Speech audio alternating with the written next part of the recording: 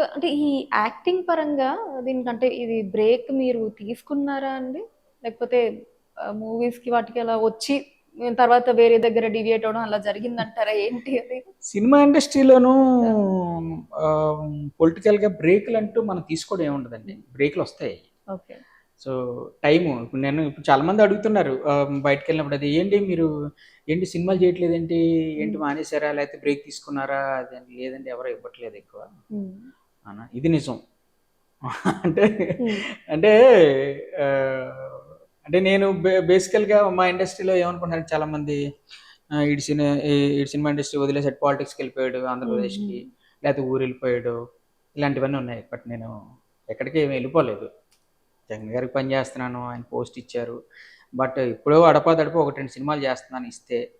అంటే నాకు ఈ పీరియడ్లో ఎక్కువ సినిమాలు రాలేదు.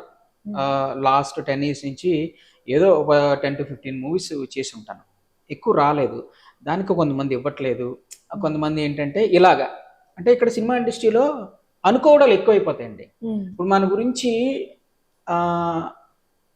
అతను సినిమా చేయడనుకుంటానే అంటారు ఎవరితోనే. అంటే కనీసం మనల్ని అక్కడి నుంచి అలా అలా చవరు, జోగినాయుడు లేడు అనుకుంటాను, ఊరు వెళ్ళిపోయినట్టున్నాను. ఈ సునకానందలు అంటే లేడండి, అక్కడ జగన్మోహన్ రెడ్డికి పాలిటిక్స్లో ఉన్నాడండి. పాలిటిక్స్లో ఉన్నవాడితో మనకెందుకులే. ఇది అంటే ఎటువంటి రీజన్ ఉండదు, మళ్ళీ వాళ్ళకి మనకి ఎటువంటి బాధాప్రాయాలు ఉండవు, ఎటువంటి రీజన్ ఉండవు. సో ఈ అనుకోవడాలు ఎక్కువ. సో అలాగా కొంచెం బ్రేక్ రావచ్చు. బట్ చేస్తున్నాను, 3-4 ఫిల్మ్స్ చేశాను. ఈ మధ్య అరవింద్ గారి గీతా ఆర్ట్స్ది కోటబొమ్మాలి పిఎస్లో చిన్న క్యారెక్టర్, మంచి క్యారెక్టర్ చేశాను. ఇంకా 2-3 ఫిల్మ్స్ ఉన్నాయి. సో కాబట్టి ఎక్కువ రావట్లేదు. దానికి ఏదో టైం ఉంటుందండి, మళ్ళా మేబీ వస్తాయేమో. బట్ అలాగే నేను సినిమాలు చేయడం మానేయట్లేదు. ఎందుకంటే నా ప్రొఫెషన్, అది మెయిన్ ప్రొఫెషన్. నాకు చాలా పిచ్చి సినిమా అంటే. సో అందుకనే ఆ రూపంలో వేరే చేస్తూనే ఉంటాను. ఏవో చిన్న చిన్న యాడ్స్ అని, బయట యాడ్స్ అని, ఫిల్మ్స్ అని, డాక్యుమెంటరీస్ అని, కార్పొరేట్ ఫిల్మ్స్ అని, అలాగా నా ఆఫీసు హైదరాబాద్లో ఆఫీస్ ఉందా చేస్తూ నేను ఏటి దీనికి రిలేటెడ్గా ఏవి చేస్తూనే ఉన్నాను. ఇప్పుడు ఈవెన్ గవర్నమెంట్లో నాకు వచ్చిన పోస్ట్ కూడా సేమ్ రిలేటెడే. ఈ మధ్య కళాకారులతో చాలా ప్రోగ్రామ్స్ చేశాను, ఆ కళాకారులతో యాడ్స్ తీశాను. కానీ ఏదేమైనా అంటే ఇప్పుడు పాలిటిక్స్ లో ఉండడం వల్ల ఇది ఇక్కడ ప్రాబ్లమే కదండి ప్రొఫెషన్. అది చెప్పాను కదండి, ప్రాబ్లం అంటే ఏముందండి, అది ప్రాబ్లం అంటే వేషాలు అదే అంటే ఇవ్వట్లేదు, దానికి పెద్ద రీజన్స్ కూడా ఉండవు. అంటే బేసికల్లీ ఇంకొక సైడ్ ఉండేటప్పటికి అది ఏదన్నా సరే, ఏదన్నా ఆపోజిట్ అన్నది ఇంకొకటి ఉంటుంది కాబట్టి, సో అది కొంచెం ప్రాబ్లం అవుతూ ఉండొచ్చు మీకు కూడా. ఏం కదండి, it's going life. Fine. And సరే, ఇప్పుడు కమింగ్ బ్యాక్ టు ఇంకొకసారి పాలిటిక్స్ దగ్గరకు వస్తే, అఫ్కోర్స్ ఇందాక జగన్మోహన్ రెడ్డి గారితో మీకున్న అనుబంధం అదంతా కూడా మాట్లాడుకోవడం జరిగింది. సో వైఎస్ఆర్ గారితో మీకు ఎలా ఉండేదండి రిలేషన్? ఎప్పుడు వైఎస్ఆర్ గారిని కలిసా అండి 2006-7 ఫస్ట్ 2007 ఆ ప్రాంతంలో. అంటే నేను అడ్వర్టైజ్మెంట్స్ చేశాను, అంటే యాడ్స్ చేశాను గవర్నమెంట్కి. ఆ టైంలో ఫస్ట్ వైఎస్ఆర్ గారు చేసిన ఫిల్మ్స్ చూడటం, మమ్మల్ని పిలిచి అప్రిషియేట్ చేయటం చాలా గొప్ప మెమరీ. ఆయన కలవటం, ఆయన కలిసినట్టు మమ్మల్ని, అంటే అన్నిటికీ మించి మమ్మల్ని గుర్తుపెట్టారు. జోగి బ్రదర్స్ ఇలా కూర్చొని, మీకు చాలా వెటకారం కదా అన్నారు. ఎందుకంటే టీవీలో అప్పుడే చూశారంట దానికి ముందు. అప్పుడంటే ఇప్పుడు జెమినీ టీవీ, ఈటీవీ ఉండేవండి, ఇంకా మిగతా ఏమీ లేవు. అప్పుడు మాకు బాగా ప్రోగ్రామ్ చేసేవాళ్ళం కంటిన్యూగా. మెయిన్ జెమినీ టీవీలో జోగి బ్రదర్స్ ప్రోగ్రామ్ చూశారట, చాలా అన్నారు. మేము ఏం కావాలని అడిగారు, మేము చేసిన యాడ్స్కి ఇమ్మీడియట్గా డబ్బులు ఇప్పించారు. అసలు తర్వాత మళ్ళీ ఇంకొకసారి గెలిచాను. ఇనఫ్, లైఫ్ టైం ఒక తృప్తి ఆయన్ని ఆ 2 సార్లు కలిసినప్పుడు. కానీ నిజంగా అది మంచి మెమరీ కదండి. అంటే ఒక సీఎం అన్ని గుర్తుపట్టి వెటకారం, మీకు బాగా వెటకారమే అన్నారు అసలు. ఒక ఇప్పుడు ఆఫ్ కోర్స్ ఆ ప్రోగ్రామ్ కి సంబంధించి అది కాంప్లిమెంట్ కాబట్టి అవును. ఖచ్చితంగా ఒక మంచి మెమరీ. అవును. అండ్ అలానే అసలు వైఎస్ఆర్ గారు చనిపోయినప్పుడు మీరు ఒక 5 రోజుల వరకు అసలు కోలుకోలేకపోయారని చెప్పి విన్నాను. ఆ! అప్పుడు నాకు స్టూడియో ఉండేదండి శ్రీనగర్ కాలనీలో, కమలాపురి కాలనీలో. ఒక్కసారిగా షాక్ కదా!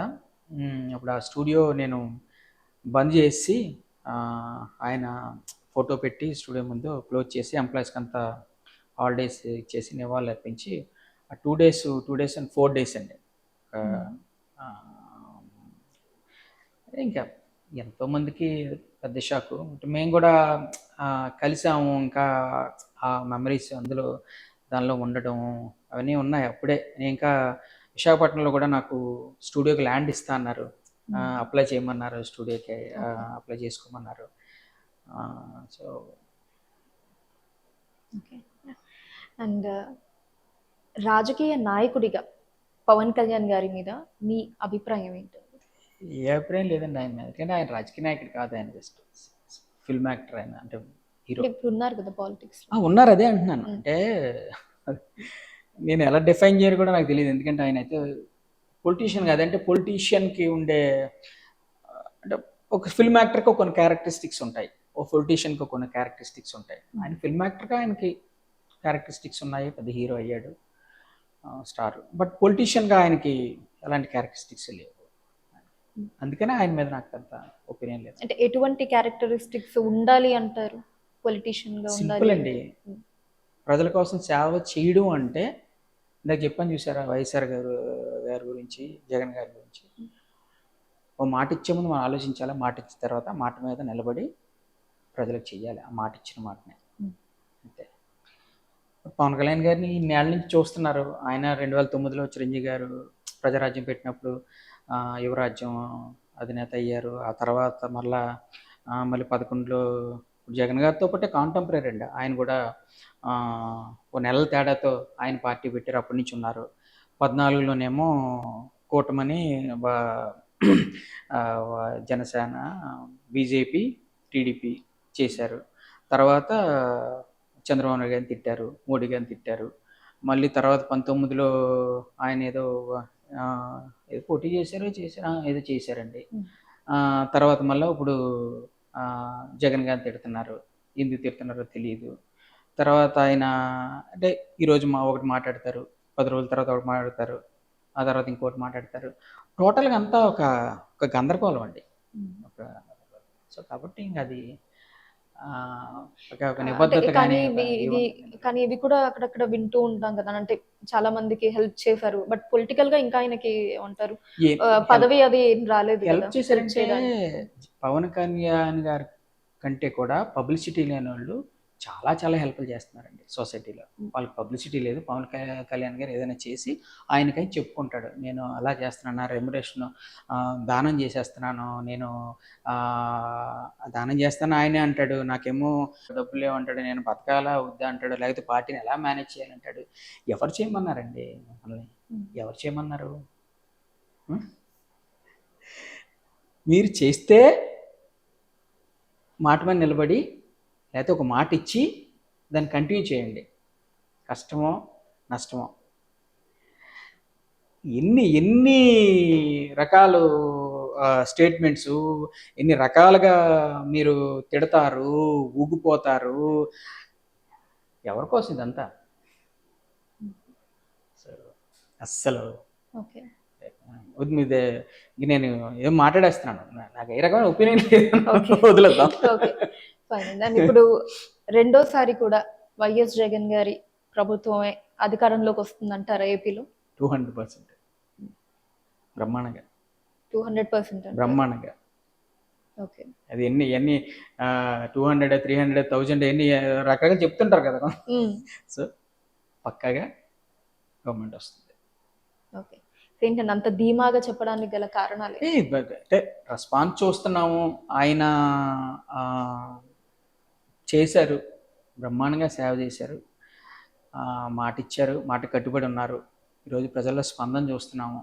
నేను కూడా రూరల్గా ఎప్పటికప్పుడు ఎవ్రీ మంత్ మా విలేజెస్కి వెళ్తుంటాను, విజయవాడ ఈ చోట్ల తిరుగుతుంటాను.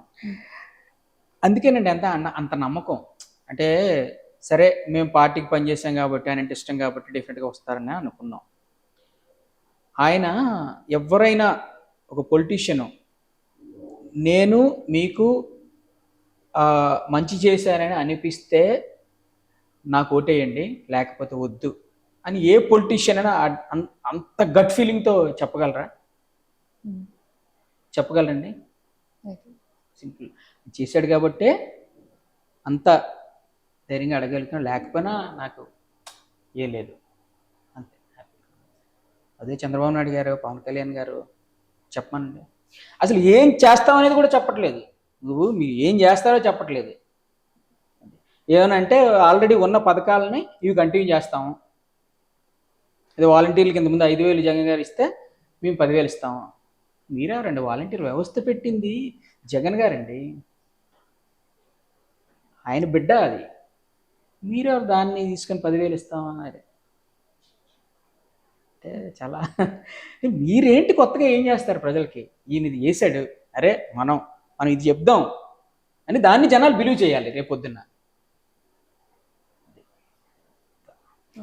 సో వీటన్నిటిని బేరీస్ వేసుకొని మళ్ళీ ఖచ్చితంగా అయితే ఎస్ అదే అంటారు. డెఫినెట్గా.